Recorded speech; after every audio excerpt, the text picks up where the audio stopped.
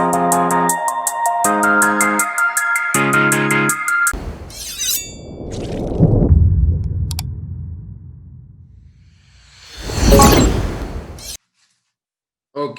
सो पिछले लेक्चर में हम लोगों ने ये पढ़ा था कि लॉन्ग डिवीजन मेथड क्या होता है, राइट? पिछले लेक्चर में हम लोगों ने ये पढ़ा था कि लॉन्ग डिवीजन मेथड क्या होता है और लॉन्ग डिवीजन को किस तरीके से अप्रोच करते हैं, एक्सेट्रा एक्सेट्रा एक्सेट्रा। अब एक शॉर्टकट ट्रिक होती है, एक शॉर्टकट ट्रिक होती है जिसे हम बोलते हैं रिमाइंडर थियरम। इफ आपको किसी भी डिवाइजर और डिविडेंड का रिमाइंडर निकालना है, आपको अगर किसी भी चीज का रिमाइंडर निकालना है तो आप बहुत इजीली निकाल सकते हैं, बहुत इजीली निकाल सकते हो। उसे हम लोग बोलते हैं remainder theorem. That is easy method या shortcut trick to find the remainders of that particular division वाला पार्ट। लेट से मैंने डिवाइड किया है x cube plus x square, एक एग्जाम्पल से सीखते हैं, प्लस वन। इसको डिवाइड किया है एक्स प्लस वन से, किससे डिवाइड किया? एक्स प्लस वन से डिवाइड किया है। एंड हमको चेक करना है कि इसका रिमाइंडर क्या होगा। We need to check that what is the remainder. ठीक है, ये हम लोग को चेक करना है। तो हमको क्या करने का, ये बाहर वाले को पकड़ने का और इसको इक्वल टू जीरो करने का। स्टेप वन, जो आपका स्टेप वन रहेगा, स्टेप वन जैसे हम लोग को करना क्या है, यहाँ पे हमको डायरेक्टली सिर्फ और सिर्फ क्या फाइंड करना है, रिमाइंडर फाइंड करना है। एंड दैट्स इट, आपको डायरेक्ट रिमाइंडर फाइंड करना है, हमको क्वोशंट वोशंट की जरूरत नहीं है। हम लोग को सिर्फ रिमाइंडर फाइंड करने की इच्छा है। तो सबसे पहले रिमाइंडर किस तरीके से इजीली फाइंड किया जाता है मैं आपको वो बताता हूँ। अब सबसे पहले क्या करना है हम लोगों को, डिवाइजर को इक्वल टू जीरो कर देने का। स्टेप वन में डिवाइजर को इक्वल टू जीरो कर देने का। तो डिवाइजर यहाँ पर क्या है, x प्लस वन है। What is the divisor here? x plus one. तो मैं क्या कर दूंगा, x प्लस वन को जीरो कर दूंगा। तो यहां से x की वैल्यू क्या आ जाएगी, x की value would be equal to minus one. ठीक है, जो x की वैल्यू आई ये आपका हो गया, x की value would be minus one. Step two, अब आपको क्या करना है, स्टेप टू करना है। स्टेप टू इज आपका, स्टेप टू में आप क्या करेंगे, पॉलिनोमियल मतलब जो आपका डिविडेंड है, आप डिविडेंड में x को पुट कर दो, x को पुट कर दो। एंड जो आपका आंसर होगा आपका रिमाइंडर होगा। मतलब डिविडेंड को मान लो पॉलिनोमियल px, मैंने नाम देना सिखाया था, नामकरण हम लोगों ने किया था कि अगर पूरा पॉलिनोमियल जो है वो x के टर्म्स में लिखा हुआ है तो आपका जो पॉलिनोमियल होगा px होगा। Let's say dividend is denoted as p of x। तो अब आप क्या पुट करेंगे, ये x की जगह पे आप माइनस वन पुट कर देंगे। इसका मतलब p ऑफ माइनस वन आप फाइंड करेंगे। जरूरी नहीं है हमेशा माइनस वन पुट करना है, वो कहाँ से पता चलेगा आपको क्या पुट करना है? जब आप स्टेप वन को जीरो करोगे तो जिस वैल्यू पे वो जीरो हो रहा है वो वाली वैल्यू। तो p ऑफ माइनस वन क्या होगी, अब हम लोग वो निकालेंगे, ये भी हम लोगों को निकालना आता है। इसका मतलब क्या, x की जगह पे माइनस वन पुट कर दो, तो माइनस वन का क्यूब माइनस वन का square plus minus one plus one. तो माइनस वन का क्यूब क्या, माइनस वन है, माइनस वन का स्क्वायर क्या है, प्लस वन। ये आ गया माइनस वन, ये आ गया प्लस वन। तो माइनस वन गया, plus one, minus one plus one, minus one plus one सब चले गए। सो आपका आंसर क्या आ गया, p ऑफ माइनस वन कितना आ गया आपका, जीरो आ गया। इसका मतलब रिमाइंडर जो है आपका, आप जब डिवाइड करेंगे तो रिमाइंडर वुड बी जीरो। आपको अगर चेक करना है तो आप चेक कर सकते हो, डिवाइड करके देख लेते हैं। चलो चेक भी कर लेते हैं ना, वेरीफाई कर लेते हैं कि ये मेथड सही है कि नहीं। Let's divide. सबसे पहले आप किससे मल्टीप्लाई करेंगे, first term multiply, sign change, repeat. First term देखा, इधर एक्स क्यूब है, एक्स है, डिवाइड करो इन लोगों को तो पता चलेगा एक्स स्क्वायर से मल्टीप्लाई करना है, करते हैं एक्स स्क्वायर से मल्टीप्लाई। फिर साइन चेंज करेंगे, प्लस का माइनस, प्लस का माइनस, ये कट गया, ये कट गया, बच गया यहाँ पर, ये दोनों नीचे आ जाएंगे, एक्स प्लस वन। तो x प्लस वन आ गया। अब फिर से फर्स्ट टर्म देखो तो वन बचेगा, यहाँ पर x plus one, sign change, and answer would be zero. देखो आंसर जीरो आ रहा है, reminder is zero.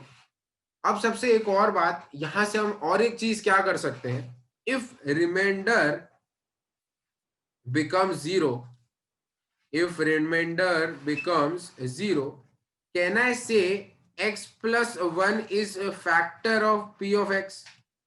x plus one जो है वो p ऑफ x का फैक्टर है, क्या मैं ऐसा बोल सकता हूँ? यस और नो? इसका जवाब देंगे यस। क्यों? जरा हम लोग इसको प्रैक्टिकली थोड़ा सा सॉल्व करके देख सकते हैं। जैसे हमको अगर चेक करना हो 2 जो है वो 6 का फैक्टर है कि नहीं, तो आप क्या करोगे? डिवाइड बाय 2, 6 को डिवाइड बाय 2 कर दोगे, आंसर 0 आ जाएगा। जैसे ही आंसर 0 आया इसका मतलब वो फैक्टर है, अगर आंसर 0 नहीं आया तो फैक्टर नहीं है।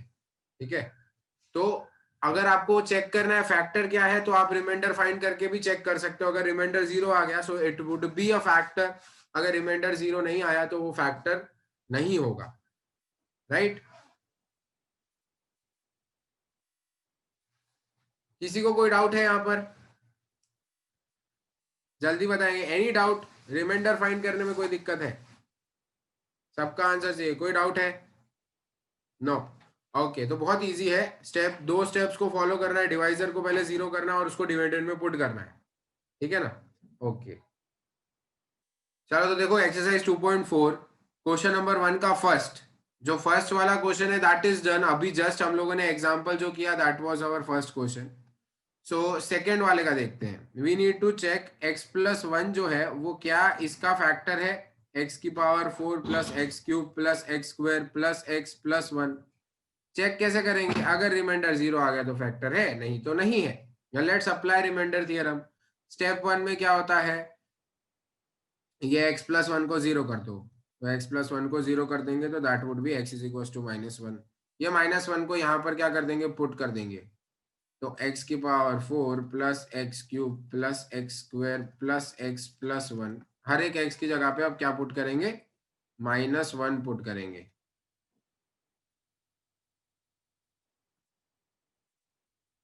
ठीक है, तो अब -1 की पावर 4 मतलब होता है 1, -1 का पावर क्यूब मतलब -1, -1 का स्क्वायर मतलब 1, then this is -1, then this is 1। तो ये +1 गया, -1 गया, +1 गया, -1 गया, आंसर बचा 1। So would it be the factor? No, ये फैक्टर नहीं होगा बिकॉज रिमाइंडर जो आ रहा है वो 1 आ रहा है, दैट्स व्हाई वो फैक्टर नहीं होगा। सीधी बात है, वो फैक्टर नहीं होगा। देन अगर हम लोग बात करें थर्ड वाले की, थर्ड वाले में चेक करते हैं। -1 पुट कर देंगे इसके अंदर, -1 की पावर 4 प्लस 3 की टाइम्स -1 का क्यूब प्लस 3 टाइम्स -1 का स्क्वायर प्लस -1 प्लस 1। -1 की पावर 4 होता है 1, 3 मल्टीप्लाइड बाय -1 मतलब -3 प्लस 3 -1 प्लस 1। तो -3 गया, +3 गया, -1 गया, +1 गया, तो बचा सिर्फ और सिर्फ 1। सो यहाँ पर आपका रिमाइंडर आया है 1, मतलब no, it's not a factor.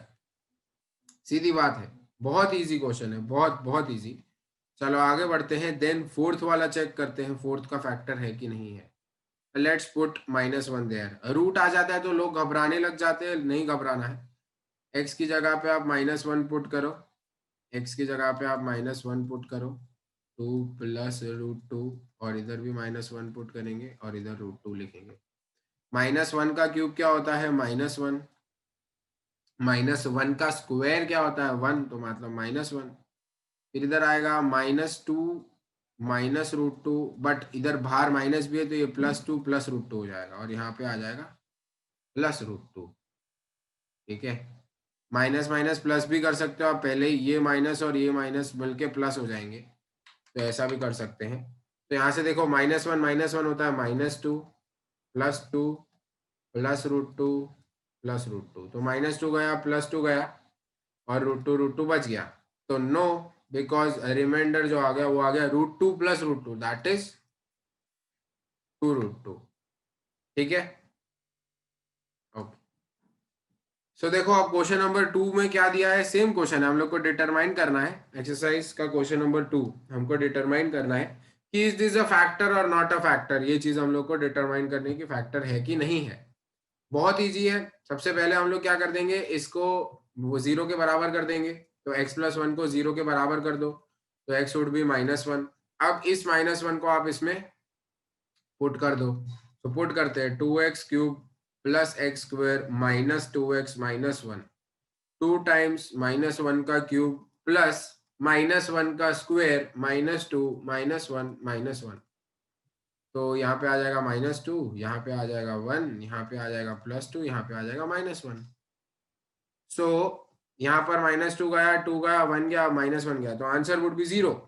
अगर आंसर 0 आ रहा है, अगर रिमाइंडर 0 आ रहा है कि तो यहाँ पर फैक्टर होगा या नहीं होगा?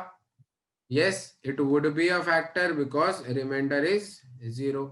सेम तरीके से सेकंड का सॉल्व करते हैं, मैं डायरेक्टली सॉल्व करूंगा। x+2 को 0 कर दूंगा सबसे पहले तो x would be equal to -2, और इस -2 को आप यहाँ पे पुट कर देंगे, इस -2 को आप यहाँ पे पुट कर देंगे, x³ + 3x² + 3x + 1। -2 को यहाँ पे पुट कर दो, -2 का क्यूब + 3 टाइम्स -2 का स्क्वायर + 3 टाइम्स -2 + 1। तो अब -2 का क्यूब क्या होगा? माइनस माइनस माइनस होता है, minus minus plus, plus minus minus, तो -8 प्लस 2 2 जा 4 3 जा 12, 3 2 जा 6 प्लस 1। तो देखो अब ये आ गया -14, -8 -6, पहले माइनस वाले को ले लो फिर प्लस वाले को ले लो। -8 -6 क्या होगा? -14। 12 और 1 क्या होगा? 13। तो अब -14 + 13 that is -1, right. Third question करते हैं। थर्ड क्वेश्चन में देखो क्या दिया हुआ है, x-3 को सबसे पहले 0 कर दो, तो x would be equal to 3। अब ये 3 को बस यहाँ पे पुट करना है। अब इसके बाद भी अगर किन्हीं लोगों को नहीं समझ में आया तो अब क्या ही कर सकते हैं। अब क्या करना है, सिर्फ और सिर्फ ये वाले पार्ट को इक्वल टू 0 करना है और इसके बाद इसमें अंदर पुट कर देना है। तो 3 का स्क्वायर + 3 + 6, तो 3 का क्यूब क्या होता है? 27, 3 का स्क्वायर 9 4 जा 36 + 3 + 6। तो पहले प्लस वालों को ले लो, 27, 3 और 6 दैट आर 36, माइनस कर दो 36, तो answer would be equal to 0। तो yes, this is a factor of the equation, yes this is the factor, right. Okay okay, so question 3 देखेंगे अब। क्वेश्चन 3 इज लाइक बहुत इंपॉर्टेंट सा क्वेश्चन है ये वाला, एंड एक्चुअली में कुछ ज्यादा अलग कंसेप्ट हमको यूज नहीं करने, वही कंसेप्ट यूज करना जो अभी तक किया, बट कहाँ दिक्कत आती है वो चेक करते हैं आप। सबसे पहले चलो इसके 4 पार्ट कर लेते हैं, हम चारों पार्ट यहीं पे कर देंगे सॉल्व। क्वेश्चन पढ़ते हैं और ध्यान देते हैं कि क्या कहा क्या है क्वेश्चन में। क्वेश्चन में कहा है फाइंड द वैल्यू ऑफ की का वैल्यू हम लोग को फाइंड करना है। If x-1 is a factor of px, हमको बोला ये फैक्टर है ही है, दिस इज अ फैक्टर, हमने को कहा है कि हाँ ये फैक्टर है। तो अगर x-1 फैक्टर है तो रिमाइंडर क्या आना चाहिए? अगर हम लोग हर एक में 1 डालेंगे, हर एक में वो फैक्टर वाला रिमाइंडर थ्योरम लगाएंगे, तो हर एक का रिमाइंडर क्या होना चाहिए? 0 होना चाहिए। पहले ही उन लोगों ने बोल दिया, हमको यहाँ पर चेक नहीं करना है वो फैक्टर है कि नहीं। यहाँ पर क्वेश्चन में दिया है कि x-1 इन सबका फैक्टर है। अब की वैल्यू फाइंड करो। कैसे करेंगे? सबसे पहले x-1 को 0 कर देते हैं, तो x इज इक्वल टू 1 आ जाएगा। मतलब आपका p of 1 should be equal to 0, मतलब p ऑफ 1 उसमें 1 पुट किया तो 0 होना चाहिए। तो हर एक इक्वेशन के लिए p ऑफ 1 0 होना चाहिए, बिकॉज वो हर एक इक्वेशन का फैक्टर है, राइट। वो हर एक इक्वेशन का फैक्टर है, इसलिए p ऑफ 1 जो होना चाहिए वो 0 होना चाहिए। तो देखो p ऑफ 1 यहाँ पर पुट करते हैं, p of 1 should be equal to 0, यहाँ पर पुट करेंगे तो 1 का square + 1 + k should be equal to 0, right. ये ऐसा करेंगे हम। तो इसके बाद क्या आएगा? 1 का स्क्वायर, देखो 1 फिर 1 फिर k इक्वल टू 0, 1 + 1 होता है 2, तो k की वैल्यू क्या आ जाएगी? -2 आ जाएगी। k की वैल्यू आ गई -2। क्या किया हमने? बस यहाँ पे 1 + 1 2 किया, उसको सामने भेज दिया, k का वैल्यू फाइंड कर लिया। इसी तरीके से सारे क्वेश्चन हो जाएंगे। बहुत इजी क्वेश्चन है, बट यहाँ पर थोड़ा सा डिफरेंस ये है कि फैक्टर ऑलरेडी गिवन है, अब आपको k का वैल्यू फाइंड करना है, ठीक है। सेकेंड क्वेश्चन भी करते हैं इसी तरीके से। सेकेंड क्वेश्चन में भी क्या होना चाहिए? p of 1 should be equal to 0। चलो तो p ऑफ 1 फाइंड कर लो पहले। 2 इंटू 1 का square plus k into 1 plus √2 is equal to 0, ऐसा होना चाहिए। सॉल्व कर लो और आंसर आ जाएगा। 2 इंटू 1 मतलब 2 plus k plus √2 should be equal to 0, ये हम लोग को दिख रहा है। तो अब आप क्या कर दोगे? 2 और √2 को सामने ले जाओगे तो आपके पास k का वैल्यू आ जाएगा, दैट वुड बिकम -2 -√2। तो k का वैल्यू ये होना चाहिए, तो ही x - 1 इसका फैक्टर होगा, राइट? बराबर है। तो अब देखो यहां पर भी हम ऐसा ही करेंगे, p ऑफ 1 को इक्वल टू 0 कर देंगे, p ऑफ 1 को 0 के बराबर कर देंगे। सो p ऑफ 1 पुट करो और इक्वल टू 0 कर दो, x की जगह पे 1 पुट कर दो, k इंटू 1 का square minus √2 into 1 plus 1 is equal to 0। तो k minus √2 plus 1 is equal to 0। √2 को सामने भेज दो, 1 को सामने भेज दो, तो k would be equal to √2 minus 1। आगे बढ़ते हैं, यहाँ पर भी p ऑफ 1 को अगर हम लोग 0 कर दें तो k इंटू 1 का square minus 3 into 1 plus k is equal to 0, right? So k minus 3 plus k is equal to 0। अब देखो k प्लस k को पहले 2k कर लेते हैं, k प्लस k को पहले 2k कर लेते हैं and then -3 is equal to 0। अब -3 को सामने भेज दो, 2 को भी सामने भेज दो, तो k would be equal to 3/2, right? So I hope so ये चारों क्वेश्चन में कोई डाउट ना हो, बहुत इजी क्वेश्चन था, बस वैल्यू पुट करके आंसर को 0 करना है।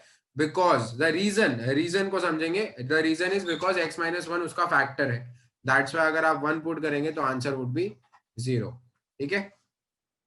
ओके, सो देखो क्वेश्चन नंबर 4 में कहा है फैक्टराइज, और ये चारों की चारों इक्वेशंस कैसी है? क्वाड्रेटिक इक्वेशंस है ये चारों इक्वेशंस जो है, क्वाड्रेटिक इक्वेशंस। तो याद हो तो हम लोगों ने मिडल टर्म स्प्लिटिंग को पढ़ा था और उससे जीरोस निकालना फाइंड किया था ना, कि जीरोस कैसे निकालेंगे। तो बस जीरोस से पहले वाले स्टेप पे जाके हमको रुक जाना है। बहुत लोगों को अगर मिडल टर्म स्प्लिटिंग याद नहीं है, सो एक बार मैं पूरा फिर से बता देता हूँ, एक्चुअली तो मैं सभी बताऊंगा। तो चलो लेट स्टार्ट, फिर से 4 पार्ट्स हम लोग यहाँ पर क्रिएट कर लेते हैं, ठीक है?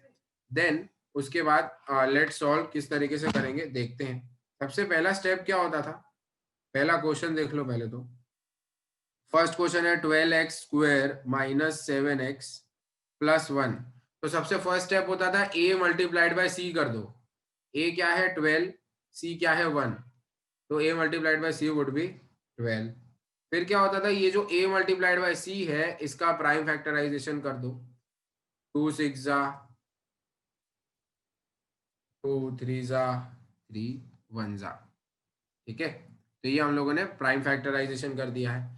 प्राइम फैक्टराइजेशन के करने के बाद हम लोगों को क्या करना होता था, ऐसे दो नंबर चूज करने हैं यहाँ से, ऐसे दो फैक्टर्स चूज करने हैं यहाँ से, ताकि बीच में क्या बन जाए, b बन जाए।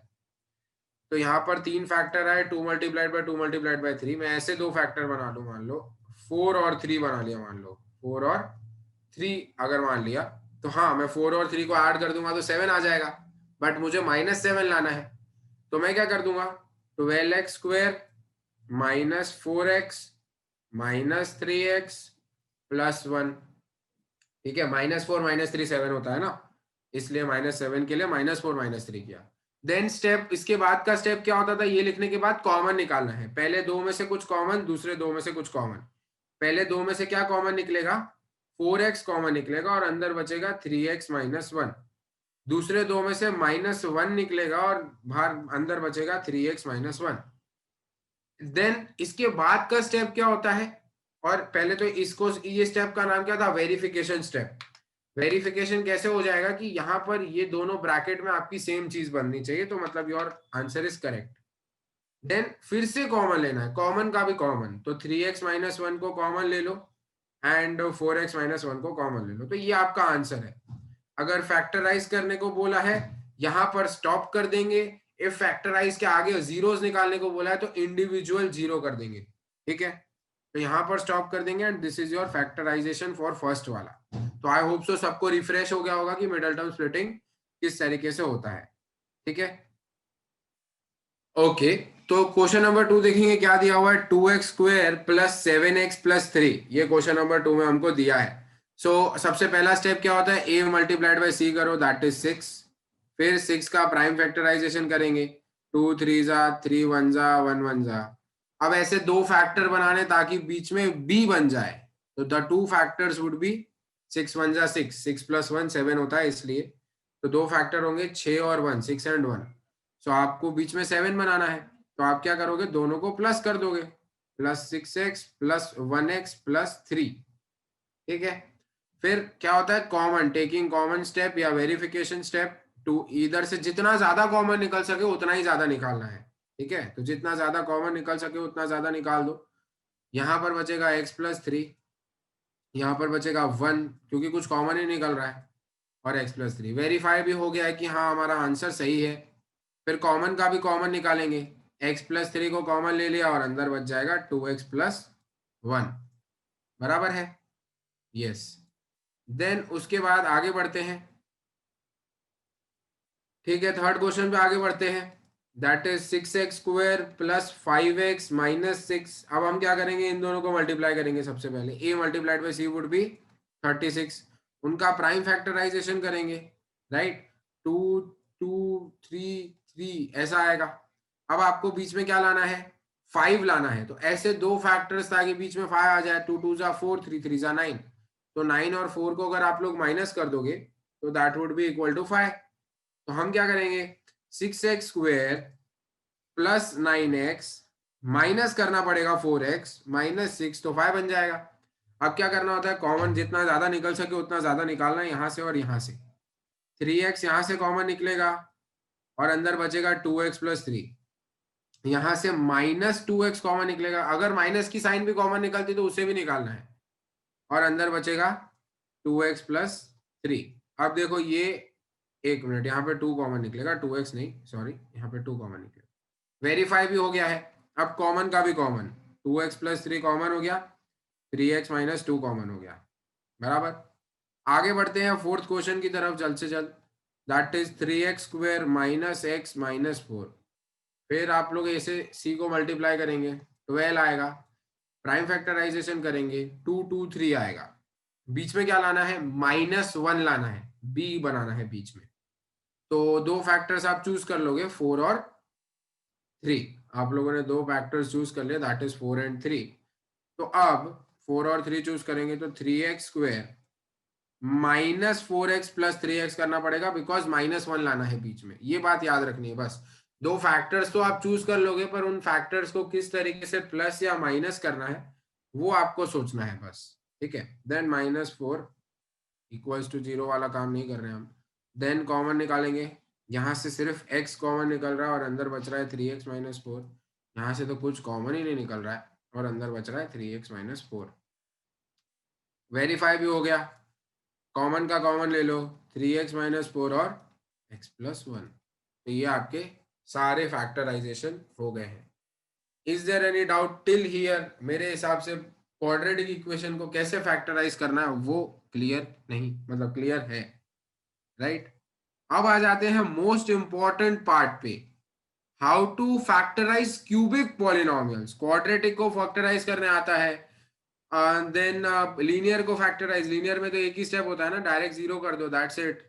लीनियर और फैक्टराइज ही बैठा होता है वो, तो उसको तो कुछ करना ही नहीं होता एक्चुअली में देखा जाए तो। सो अब बड़ी बात ये आती है कि how to find cubic polynomial का किस तरीके से हम लोग फैक्टर्स फाइंड कर सकते हैं। अब आपकी कोर्स के हिसाब से मैं आपको बताऊं तो this is been found by hit and trial method. कैसे फाइंड करेंगे, हिट एंड ट्रायल मेथड। अब hit and trial method sir क्या होता है जरा बताओ। यहाँ पर क्या है, क्यूबिक पॉलिनोमियल के, ये बहुत इंपॉर्टेंट सा पार्ट है, ठीक है, this is a very important part of the chapter, how to factorize cubic polynomials, how to factorize cubic polynomials, किस तरीके से क्यूबिक पॉलिनोमियल्स को हम फैक्टराइज कर सकते हैं। So the method is known as hit and trial method. जैसे कि आपको पता है हम स्टेप्स में बहुत अच्छे से सीखते हैं, तो हम स्टेप्स में ही सीखेंगे, हम स्टेप्स में ही सीखेंगे, ठीक है, हम लोग स्टेप्स के अकॉर्डिंग सीखेंगे। चलो लेट्स सी कि किस तरीके से स्टेप्स अप्लाई करने हैं। स्टेप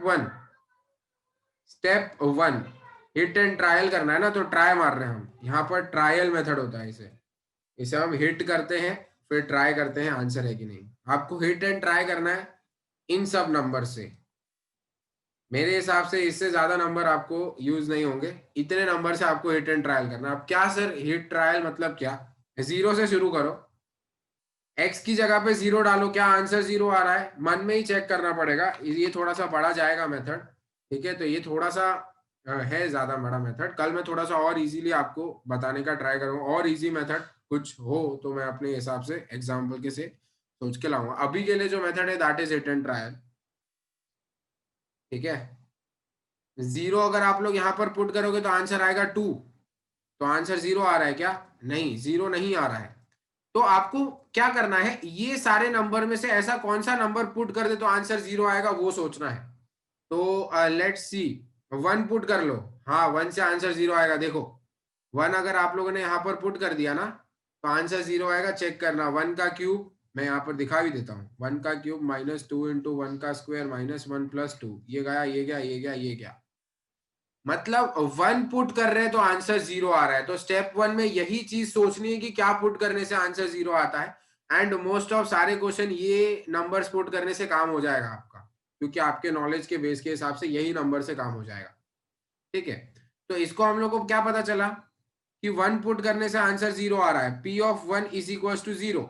इसका मतलब फैक्टर क्या होगा, इसका एक फैक्टर हम निकाल सकते हैं, that would be x - 1।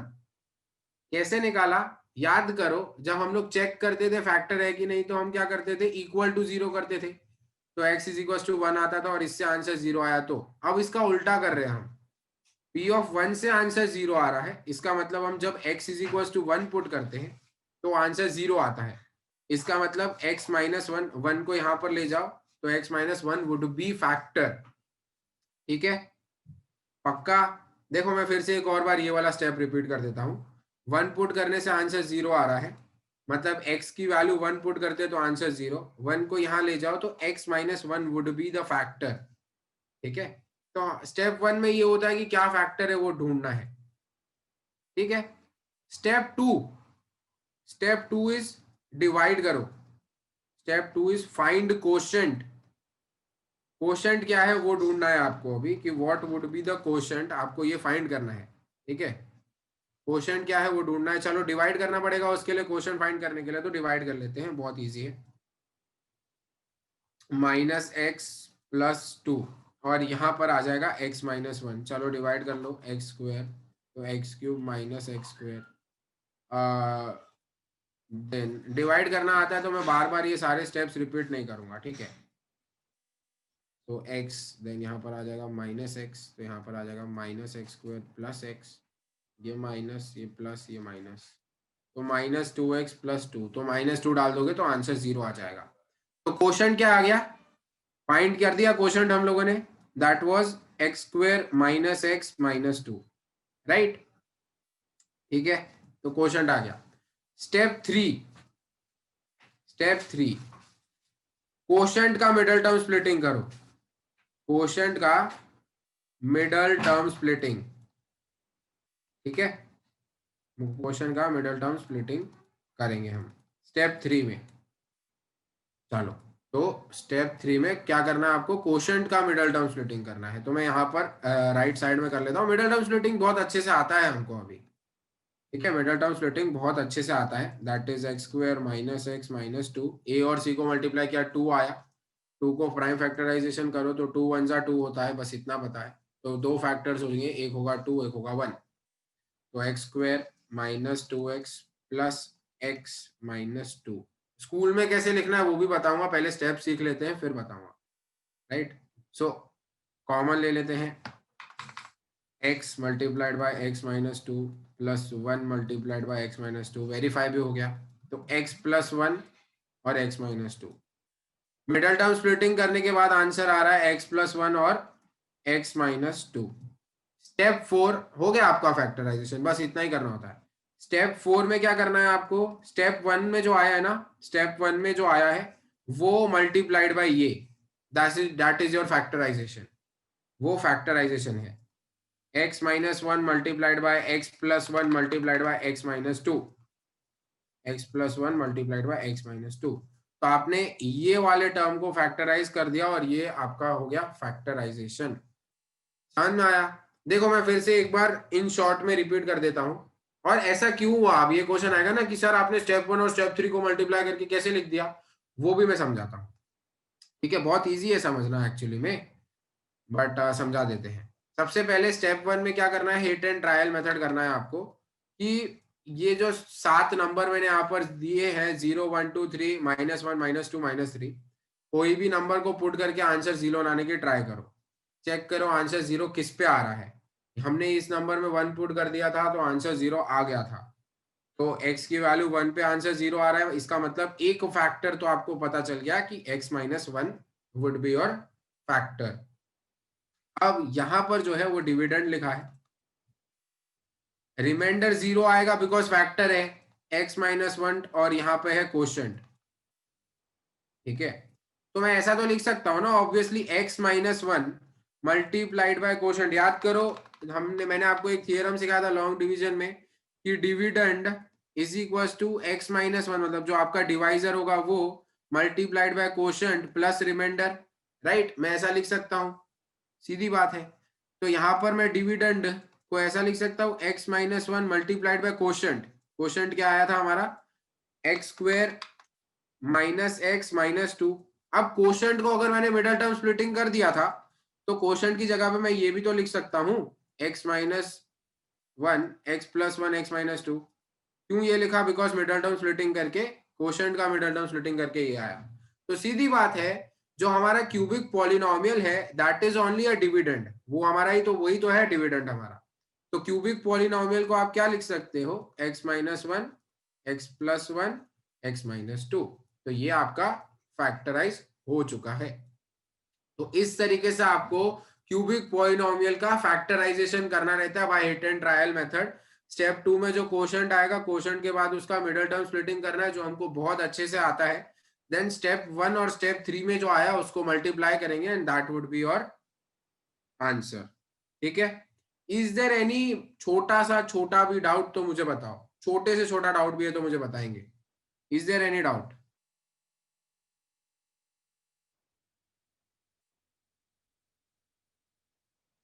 Okay, that's great. ठीक है, so we would conclude our lecture here today. आगे जो है हम लोग कल कंटिन्यू करने वाले हैं। ठीक है, आगे जो है हम लोग टुमारो कल कंटिन्यू करेंगे। ओके।